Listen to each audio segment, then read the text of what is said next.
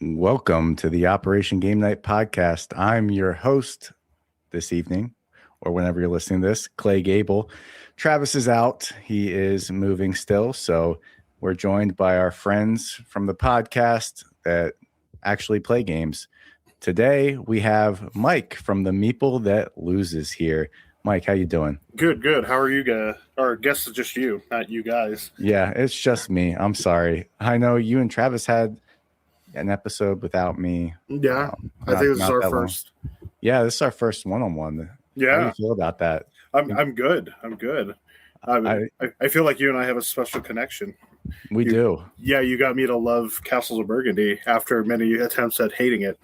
So this is a big connection. That's a huge win. And I got to say, your beard is coming in nicely. That's getting kind of thick. Oh, yeah. Riley kept commenting that about my head because it was equally as long about a week ago. Really? And then she kept going, do you want me to cut your hair? And I'm like, no. And after the third time, I realized she was saying it's time to cut my hair. Not that it was an optional thing. So, yeah, I was looking a little homeless before last week. Some would also say you might be looking like a pirate out there on the high seas. Ahoy. Today, we're talking about Pirates of the High Seas. This game just came out this year in 2026, designed by Emily Vincent and put out by, I think it's her company, Pink Hawk Games. Yeah. This is a pretty light card game, I would say. So what you're doing is, the theme of it is you're out pirates sailing the seas, and you are trying to serve your captain delicious tea with appropriate dishes to suit his needs. So through the course of the game, it's played over, I think, does the rounds vary? I played 9 rounds, but no, it's a set amount. Yeah. Okay, so regardless of player count, it's 9 rounds, and what you're doing is you each have a captain figure that you place out onto these worker placement spots, and essentially there's a place where you can gather these T cards, and the T cards are basically like scoring objectives. So each T card will say what dishes it is best served with that will please your captain. So for instance, the top of every T card will have the flavors that need to be within that dish. So it might be fruity, it might need a chocolatey, salty, whatever it is. A little savoriness. Savory dish, perhaps with the tea. And then the bottom half of the tea card will lay out the fleets that the tea should come from. So we have a tea card here for the YouTube viewers that you can see the top half up there is worth 3 coins. If one card is salty, one card is fruity, and one card is chocolatey, and then it's worth 4 points if it's all from the purple fleet. But each card also gives you an extra bonus if you fulfill both those objectives when you serve that tea. So you can go to a spot where you get these tea cards, which are your objectives. You can go to another spot, the galley, I think it's called, where you can get the actual dishes. So in both these spots, there's a display of cards that you can choose from, or you can just top deck it and try and get some dishes from the deck or tea from the deck. And then the final kind of worker placement area is where you can put your worker to actually serve the tea. So you'll go through these rounds and, you go left to right. So people who took spots further to the left on the pirate ship get to go first. So there is a little bit of competition there for, if the galley has some dishes out that you really need to fulfill your tea recipes, you might want to take the worker placement spot that's further to the left that gives you less dishes so that you can ensure that you get the ones that you want. And then, as when you serve these dishes, you get the doubloons. After 9 rounds, whoever has the most amount of money is the best pirate servant. Is that who are you in this game? What is your role? Just a chef on? You're part of the crew. The what are the galley mates or something? Whatever's in the kitchen. Slop. I don't know if there is, but you're just a member of the crew trying to win favor with the captain by bringing them good stuff. Yeah. to go down on. Did I miss anything that you feel is important to this overview? Oh, the tokens. You want to talk about the tokens? Yeah, and then on top of that, you get some. Depending on your spots, you get some gadgets, and they depending where you are, they allow you to do certain things. For instance, like you have a cannon which allows you to wipe out the selection in the market of either the the T10 or the galley. So you get kind of like a reset, but it's cool because you can use it like if you're the second person, there's only one card left. You wipe that one card out, you get a full set right there. And then the other one is the monkey, which is great because then you get to draw an extra card from the top of a deck. And these are like free actions. And then my personal favorite that I used all the time in the two or three plays we did this week is the parrot, which allows you to sell off your snacks to other people that aren't the captain, so you get some money, so you can use that towards your score at the end of the game. But yeah, those three gadgets are really, really helpful. So, what were your overall takes on this game? And I'm sure I'll get some grief about this because even Riley gave me some crap. But in my opinion, and I know you've played this game too, this is Critter Kitchen killer for me. Yeah, I know, it's crazy. Same kind of things. You're fulfilling contracts and recipes, basically, serving it to the judge, which happens to be the captain here. But it took all the complicated trading and stuff like that out of it, and it made it a small table presence with a theme that's, in my opinion, much better. I will Cowboys, Pirates, man. Don't shake your head over there. I got so much to say to you, Mike. I even brought it up to Riley because there's an auction coming up that I would like to put up Critter Kitchen now in that auction because I think I'd prefer this. Yeah. Wow. So, okay. I'm glad you came on here so we can have a diversity of thought. It's not great, we just come on here and homogenously like have the same opinions. Yeah. I came at it from the complete other way, not necessarily wrong what you said, but where as you see this as a distilled version of a bigger game, I see this as a bloated version of a smaller game. Like I feel like there's a lot of games where this could just be a card game, right? Where you're just have a display of cards on your turn. You can draw cards or serve. And like, to me, it feels like a million games I've played that are smaller, but they added in this worker placement and, kind of jockey for position things that, so it's interesting how you can have a different take like that. Yeah. We're basically having the same take. It's just this is your bloated version and Critter Kitchen is mine. But in essence, though, if we just break it down to gameplay, it is a very enjoyable game to play.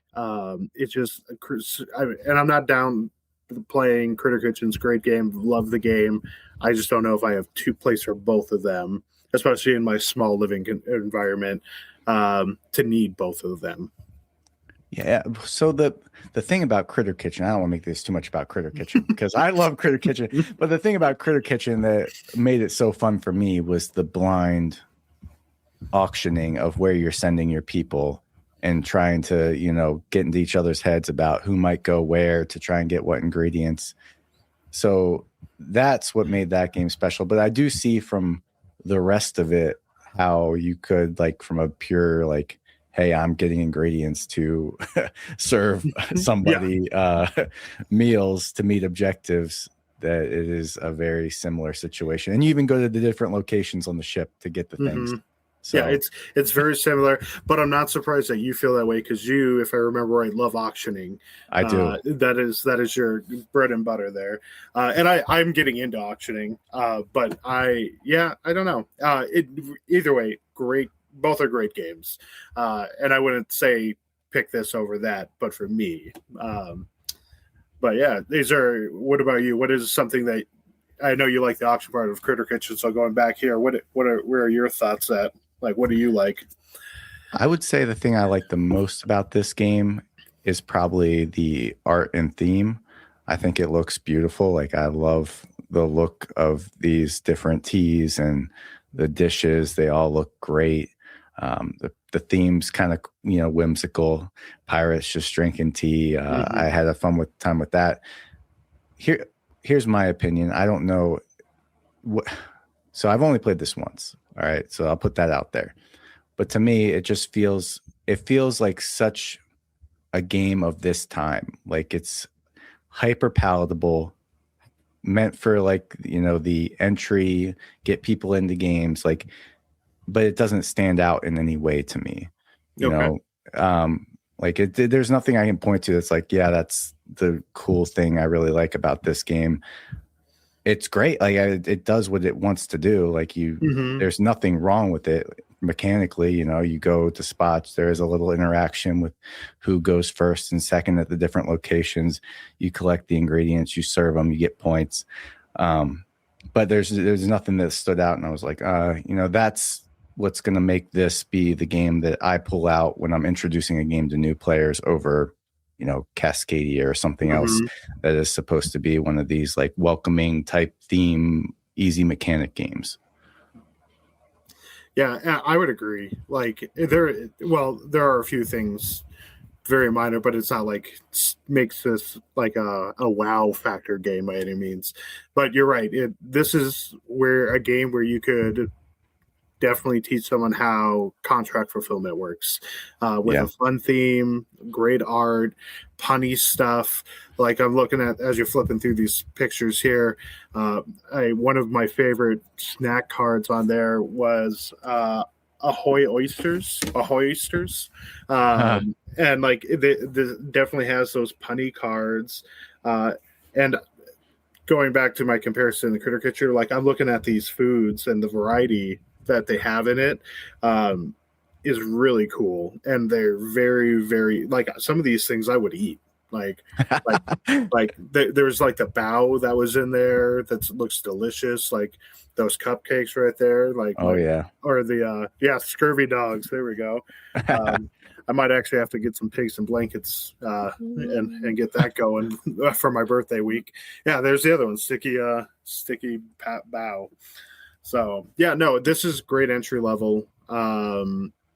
Get people used to contract fulfillment, bidding for turn order, because that's really what you're doing on that walk from the place from each location.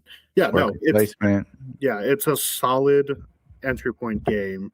And I was actually really, I don't know if you've played any of Emily Vincent's other games or her no game. What's she done? Knitting Circle, right? Knitting Circle. And when you look at that it looks adorable and cozy. I have, in a good way, never been more frustrated, like, because there's a puzzle in that game. And I was really thinking there was going to be something hidden, like super challenging in it, but it's just a delightful game. Like Millionaire Shortbread, just delightful. Yeah, I mean that like I said, my favorite part definitely is the theme and the art. It really is nice to look at and play with. Here's my question for you. I felt like, and I did, so when you serve, I mentioned earlier, you have 2 different goals on each tee, and you can serve it and meet just one of the goals. But that always felt to me like, why would you ever do that? Yeah, why sell yourself short? Yeah. Do you always wait around to try and get that, full combo tea serving? I think earlier in the rounds, out of those 9 rounds, I definitely took the opportunity to try to fulfill both. And I took advantage of stacking. Did you do a lot of stacking in yours? Yeah, we didn't really touch on that, but you can, add ingredients to one of your dishes. You kind of stack the card behind, and then you kind of forgo getting any points for that card, but you do get to add the flavors from it to your dish. Yeah, and that's really the puzzle that I found a lot of fun in this is, and I took the route of collect as many cards as you can. without going over the limit. And then I would unfortunately waste a ton of cards because I would try to find the higher value doubloon cards that had no ingredient or one ingredient on it and stack the other ingredient behind it. So I was getting the 4 doubloons for one thing and then just wasting a card that was worth 1 or 2. So yeah, that I did that a lot in the end, and then the beginning and towards the end, it was like turn and burn them. Like faster I could get them out, the better. So. Yeah, and at a certain point, you do get to the option to serve 2 teas at one time to the captain, so that kind of gets unlocked midway through the game. I did not have a lot of success getting my hand to a point where I felt like I could serve 2 complete tea dishes at one time. That's kind of tough. Yeah. Riley came back pretty strong at the end because she was able to fulfill contracts for the crew, where you at the end, that was part of it, is you can make other contract fulfillments, but you only get half the doubloons because you're not serving the captain. It's the crew. And she raked up a good amount of money that way at the end of the game. Doubloons. Okay. Yeah. No, it's definitely like you said, it has a lot of mechanisms that are like a good entry point to people. Hey, here's how you do this, here's how you do that. It's got a great theme, great art. I don't think, in my opinion, it's not going to blow anybody out of the water. Like, oh my God, this game's crazy. Like, but it is inoffensive. It works. And it gives you scurvy dogs. Yeah, and and I think I've heard not Travis, Jared talk about this before. Snacks, like this is a game you could definitely do like a theme night with. Oh yeah, and you can have the snacks from here, and you get the drinks going, and then play this game. Like it would be a great themed game for like a dinner party kind of thing. I like that. That's a great idea. Well, Mike, did we do it? I think we did. Yeah. So you heard it here first from Mike at the Meeple That Loses on Instagram, that you can throw Critter Kitchen straight in the dumpster. Pirates of the High Teas is here to stay. All right. Well, for Operation Game Night, I've been Clay. He's been Mike.